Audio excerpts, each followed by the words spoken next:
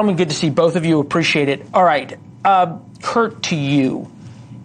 Is the Democratic Party really being torn apart?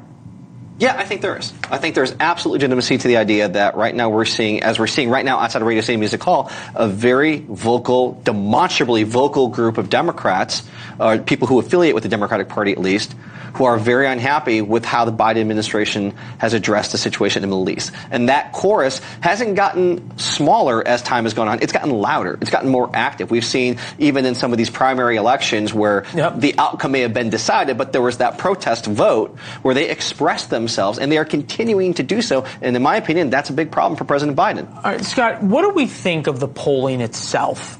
Is this sort of a reaction to what people are seeing on social media, or is this actually a change in how people really genuinely feel?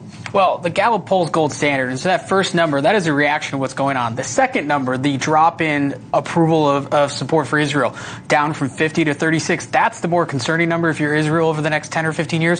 When you look at the crosstabs of that poll, if you're 18 to 45, that's where they lost most of their support. It's those young people, and those young people are going to be voting for the next 30 or 40 years and really moving into it. And so that's kind of, if you're Israel, that is those two numbers you're looking at. Kurt, how much of this is a problem for President Biden in this sense? When you try to split the baby, when you try to support Israel, but also get the support of the people who don't necessarily like Israel and still give them weapons, but want them to hold off on their offensive in Gaza. When you try to have it both ways, you really have neither. Yeah, I think when you try to have it both ways, you lose both sides. And I think that's kind of what's happening right now. Both sides of his own party. Yes. And I think the challenge here is, especially, again, we have an election set up here where there are factions within both parties that are unhappy with their choice, but this is the choice that we have. So if you're President Biden and you are relying and counting on having the coalition that got you elected in 2020 to show up again in 2024, you cannot afford to alienate any part of that coalition. That could cost you dearly in November. This is a very vocal, very young, and again, the youth vote, it's kind of taken for granted sometimes. The Democrats assume, they'll vote with us. We can't concede that they vote for Donald Trump. Right, Scott, isn't whether or not they're going to vote for Donald Trump. It's whether they just stay home and don't vote at all.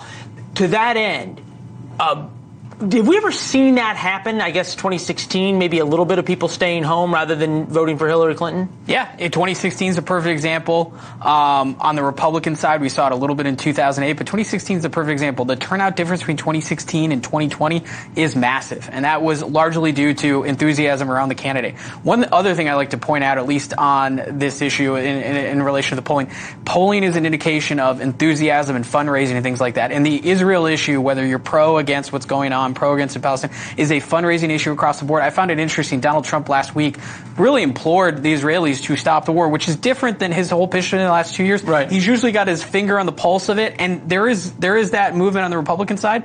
So we have that sound. Take a listen. Yeah. And I will say Israel has to be very careful because you're losing a lot of the world. You're losing a lot of support. But you have to finish up. You have to get the job done. One could argue if President Biden had said that a few months ago and said, just do what you need to do, get it over with, this wouldn't be a problem for him anymore.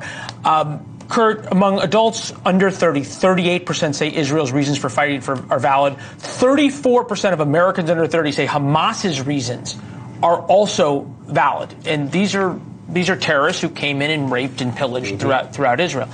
What we're seeing outside of Radio City Music Hall is kind of, I guess, a thorn in the side, right? A big night for Democrats.